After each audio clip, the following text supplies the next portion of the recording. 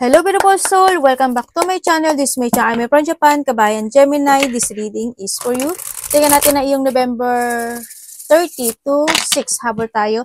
Maraming salamat muna sa aking mga subscriber, new subscriber, cross-watcher, at sa mga bagong pasok dyan. Welcome na welcome kayo sa bahay ni Ate Aimee. Salamat din sa nakataba ng puso ninyong mga comments at sa mga nagpa-personal reading. Marami pong salamat.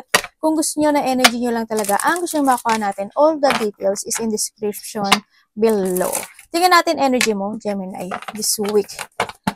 Ano tayo, general reading. Kunin mo lang sa'yo at itapon hindi sa'yo. Maaring vice versa. Energy mo, energy ng person mo, energy na malapit sa puso mo, nangyayari, or mangyayari pala. Use your own intuition, lawakan nyo inyong isipan, ano man ang gender mo, ano man ang edad nyo. Kung gusto nyo na positive lang, ang gusto nyo madinig, is hindi po ako yun. Okay? Nagsasalita ako dito ng warning sign or kung sa tingin nyo, this is a negative, yun. Kaya kung positive lang ang gusto nyo madinig, hindi ako makakatulong sa inyo. Tatandaan nyo palagi na pag hindi nyo alam ang warning sign, there's no positivity happening to your life. Huwag ka lang asa ng asa for a positivity kung hindi mo naman alam ang warning sign. Kaya maraming na i-scam.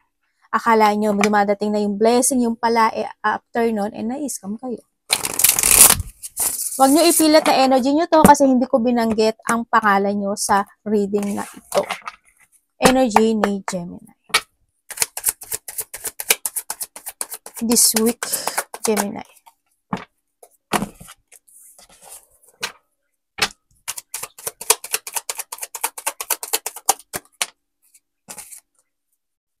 Okay. Okay, energy mo this week. Galileo. Okay, energy mo.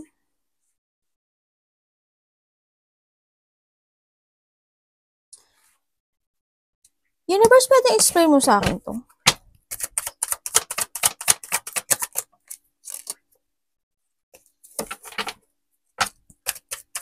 Tukahanin ko lang kasi gusto ko ma-sure ko ano yung pwede niya sabihin. Okay.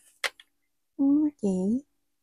Energy mo this week. Nandito ka sa sitwasyon mo na actually very open ka naman no? Yan, very open ka naman.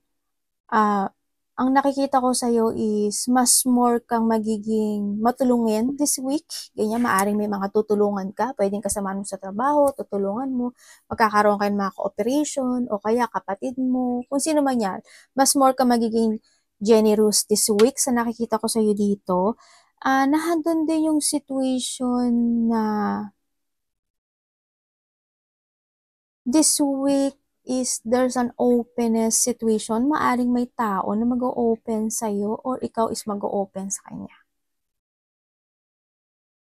Yun na nakita ko. Pero, mag-ingat ka na lang kasi maaring itong mag-o-open na to, may konting sikreto or may konting pagsisinungaling.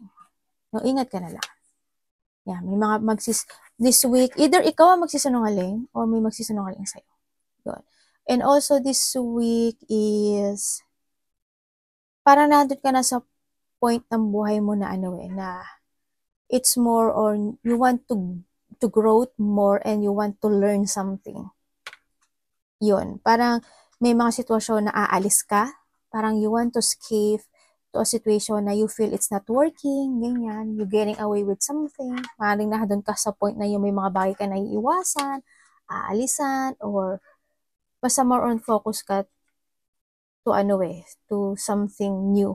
Yun na nakita ko. So, sa mga bagay na ikakasiyam mo, sa mga bagay na gusto mo this week. Nandun ka sa point na yan.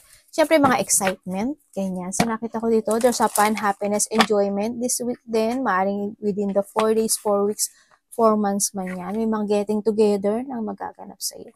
Happiness ang makakita ko sa iyo. Tingnan natin parating sa iyo. Talasan mo lang din yung isip mo, ha? Parating. Oh. Ano ibig sabihin niyo, universe? Sa parating sa kanya.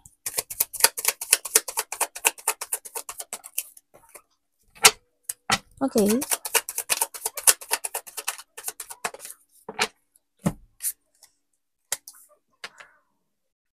Okay, parating sa'yo. parating sa'yo this week, medyo may mga unexpected blow of emotion happen.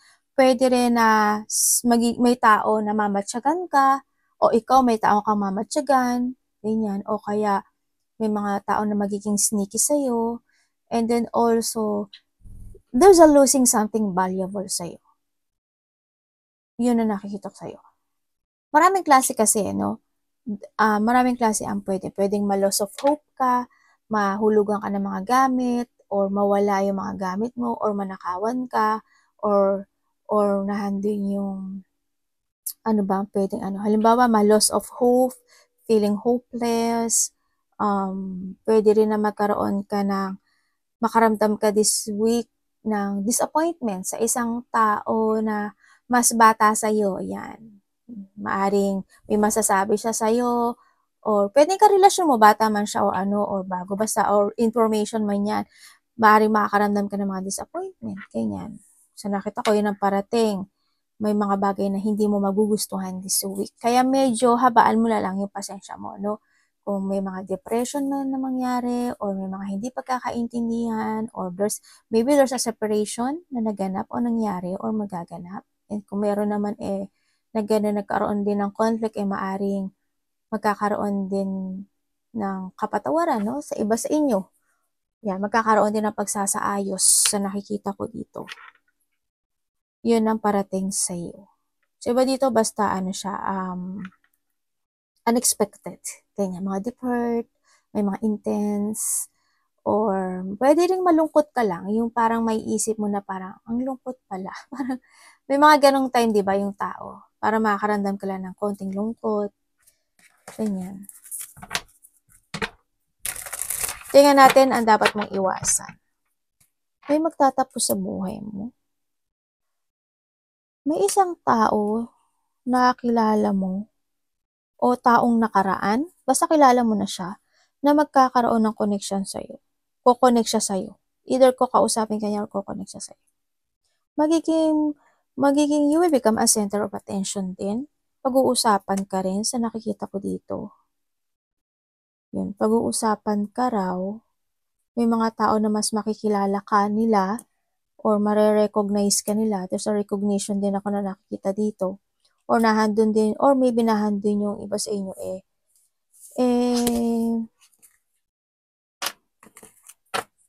there's a victory and success happening in your life. Iba dito may mga lakad. Malayo man o malapit sa travel. Dapat iwasan ni Gemini this week. May reward ka raw na marireceive. Hindi ko alam ano. Hindi siya malaki pero there's a reward ka na marireceive. Reward or achievement. Dapat iwasan.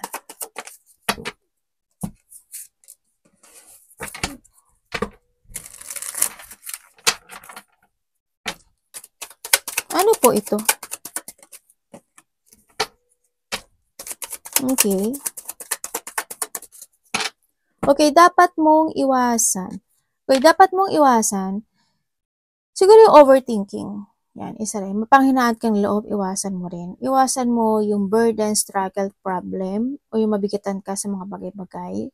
Okay lang yan kung sa trabaho yan, at talagang kailangan mong tapusin yung bagay. Okay lang kasi it's part of ano talaga yan, ng trabaho mo. Okay, iwasan mo yung hindi ka mag-trust sa intuition mo. Yan. Iwasan mo rin yung, it's not to fool yourself in a situation to recover. It's not to fool yourself to a situation na masurvive ka doon, ganyan. O kaya yung mga bagay na kasi kailangan i-fix or ayusin, ganyan, or kumpunihin, kung ano man yan, or i-develop, pwedeng gano'n, no? Yan, iwasan mo yung mga tao na kahit alam ko naman na alam mo yun yung mga tao na may mga nasasabi sa'yo, ganyan, yung mga binabackstab ka, nirock bottom ka, ganyan. Or maybe this is yung iwas ka na lang sa ganun. Yung, halimbawa, pag-usapan mo yung isang tao na wala naman sa harapan nyo. Halimbawa, alam mo ba si ganyan, si ganun, ganyan, ganyan. Ay, naku, grabe, kala mo. iwasan mo na lang yun, no? Yung mga gano'n. Kasi parang you talk to a person behind back niya, di ba? Parang pagtataksil din niyo. Kumbaga, huwag niyo na lang pag-usapan, di ba? Hindi rin siya makakal. Kasi kung ikaw rin naman yun, di ba? Ayaw po rin na mangyari sa iyo. Yan, medyo iwasan mo na lang yun, no? Or umiwas ka sa mga tao o sumausaw sa mga tao na gano'n yung personality. Di ba? Iwasan mo, syempre, yung ma-miss chances mo, yung mga opportunity na darating sa buhay mo. Ganyan. Yung maging ma-unproductive ka. Alam ko naman na very productive kang tao. Diba? And syempre, yung matakot ka from the unknown situation. Iwasan mo yun. Kailangan lang na you need to be very adventurous or subok lang ng subok, diba? Try and try until you succeed. Kumaga. No, make a new horizon in life and make a decisions, ganyan. Maring nagkaroon ng mga painful, another message ng painful sadness. No? Iba dito parang you're denying to yourself, no? Yan, parang there's a situation na you are denying yourself. May mga ganong sitwasyon. Medyo iwasan mo na lang yun. Siyempre, you need to take it action and move on if ever na meron man yun, di ba? Tingnan natin. Love, kapatid, anak, magulang, karelasyon, kaibigan, pamilya, this week, Gemini. Uy.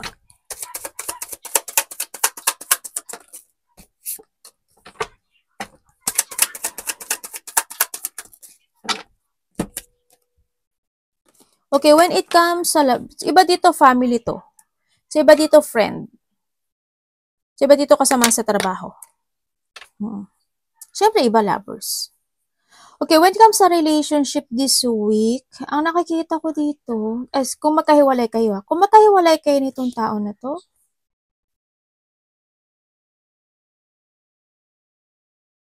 kung magkahiwalay kayo, makaka-receive ka sa kanya na communication eh. Makaka-receive ka na communication kasi gusto niya mag-apology sa'yo. Gusto niya uli mag-umpisa sa inyong dalawa. Sa magkahiwalay or maybe this is you, kasi hindi ko lang binanggit pangalan. Yun. Or maybe halimbawa, ikaw hinihintay mo na gusto mo mag-apology siya, ganyan. Baka naman nagbibisi-bisihan siya o ikaw nagbibisi-bisihan ka. Pero hinihintay ka ng tao na yun na kumonek ka or mag-text ka, di ba? Yung mga ganun sitwasyon. And then, isa sa inyo is maaaring magkakaroon din ng boundary. Ganyan. Siguro handun yung sitwasyon na hindi niya ibibigay yung labis-labis yung mga kahilingan o hilig mo o hindi kanya papaboran sa mga gusto mo. Kumbaga hindi siya, syempre may mga konti lang din na, wag ganyan, wag ganon, dapat ganito, dapat ganyan. Siguro may mga ganong sitwasyon. Kung ganon din sa mga magkakarelasyon, to ha, sa mga magkakarelasyon, ang nakikita ko sa'yo dito, you try to make it balance yung relationship ninyo. Yun nga lang, siguro may konting boundary. Hindi ko alam why. Siguro kung medyo LDR kayo, o kaya medyo may distance, yung situation nyo, syempre magkakaroon talaga siya ng boundary. O kaya halimbawa naman hindi man, or LDR man kayo, maaring isa sa inyo is magiging busy sa mga bagay-bagay. O kaya may mga bagay na hindi pag-ayon. Ganyan. Halimbawa, sinabi mo na gusto ko gift kasi December, ganito, ganyan. Uy, grabe ko naman. Yung mga kahilingan na hindi pwedeng maibigay. Ganyan. Kasi, maaaring hindi kinakailangan or maybe hindi naman ganun ka worth it na ibigay yung kasi baka mahal, diba? Maaaring may mga ganun sitwasyon. May mga bagay in this relationship na magtitiis ka, magtitimpi ka, mga ganun. Yun ang nakikita ko. Sa iba dito, may iba. May someone na related sa relationship. May third party ganyan. Money ni Gemini. Happy naman. Nakikita ko naman doon sa happiness. And maaari na doon na may mga nabubulo sa atin. May mga success or reward ka na marireceive or siya marireceive ka sa'yo. Ganyan. Hindi siya ganun kalaki pero may marireceive. Hindi doon sa may kasiyahan naman. Money. Money and trabaho, isa lang yan kasi yun naman naging cause ng ano mo ng iyong kaperahan, ng trabaho mo. This week, sword. Okay, this week, ang nakakita ko sa'yo dito sa money mo, yes, there's an improvement naman na magaganap o mangyayari. Nahandod ka naman sa point na may mga there's a progressing, ganyan. You give an effort and hard work naman kahit pa paano, pero mahirap. No, mga makakaramdam ka ng pagod this week, and then nahandun pa rin yung pain situation sa nakikita ko sa'yo when it comes sa money mo. Andun pa rin. Siguro yung iba sa inyo may mga situation na need to resolve, na maaring may mga tension na hindi pa natapos. Halimbawa is meron kang babayaran na hindi mo pa nababayaran, pwedeng ganun. Yung pagdating sa pera, pwedeng ganun na. O kaya medyo same pattern, di ba? Kumbaga you still surviving yourself in a situation na nagaganap ganun sa nakita ko. Pero huwag kang mag-alala kasi there's an improvement naman din ako nakikita sa iyo. This time, kakaroon siya ng improvement. Yun nakikita ko dito. And then also, sa iba sa inyo, may tao ka ata na tutulungan or may hingi ng tulong or may tutulong sa iyo pagdating sa pera. Yun na nakikita ko. Ay, may mga conflict, ano.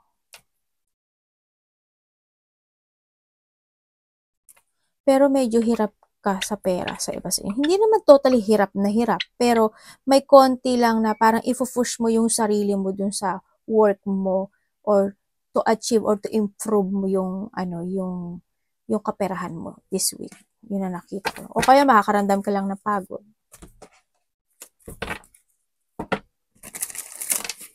Mas more ka magpo-focus this week.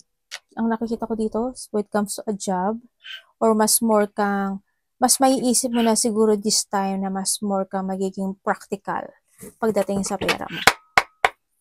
Advice. Gemini advice. Uy. Ano to, universe?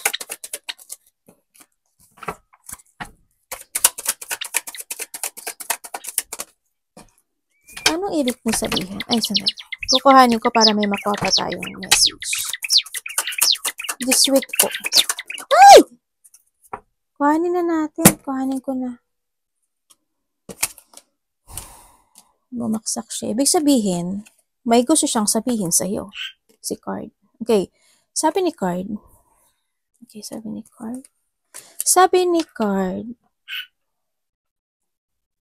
Meron ka daw na kailangan ng umpisahan sa buhay mo, na kailangan mong ayusin. Yun ang sabi. Pero, siguro dito finances, ang iba dito, no? Sa iba naman dito is health issue. Pwedeng sa'yo or sa family mo. Pwedeng ganun.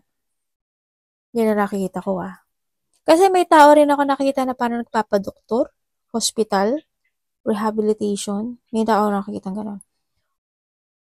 Or magkakaroon ng mga pag-uusap related doon. Yan. Sa iba naman sa inyo, is there's an ending of situation or there's an end of cycle happen into your life. Ibig sabihin, may konti namang magaganap na umpisa. Kumbaga, there's a beginning or there's a new start happen into your life sa nakikita ko sa'yo dito. So, iba't ito may mga lakad or there's a travel situation, malayo man o malapit yan. Pwede 8 days, 8 weeks, 8 months o by the next year of August, pwedeng ganon. No? Maari may mga travel, malapit o malayo. May coming home Hindi ko alam kung ikaw uwi ka ng probinsya, uwi ka ng malapit na baryo, o uwi ka ng Pilipinas, or someone. Halimbawa, galing ng ibang bansa, o kaya galing ng probinsya, galing ng kalapit baryo, ganyan. May parating sa'yo, pwedeng ganyan. Yun ang nakikita ko. Dito, may mga getting together din. May sinasabing paglipat. may paglipat. Hindi ko alam kung lilipat ka ba ng bahay, lilipat ka ba ng trabaho, mag-a-abroad ka ba, lilipat ka ba ng place, parang may paglipat. Hindi, lilipat ka ba ng umaga, panggabi, patanghali, section 1, section 2. Ano ba yung, tama ba sa trabaho? Parang, ano ba, station 1, station 2, station 3. Pero basta may paglipat na magaganap sa'yo.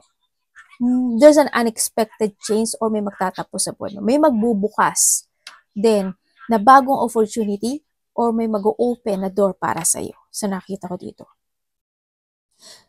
When it comes to advice, this is a time to revert or this is a time na may mga bagay na kailangan na i-let go, may mga bagay na kailangan na din ng transformation, make a new horizon, start a new beginning in life, focus to your manifestation, focus to achieve, malaki man o maliit, or focus to achieve yourself.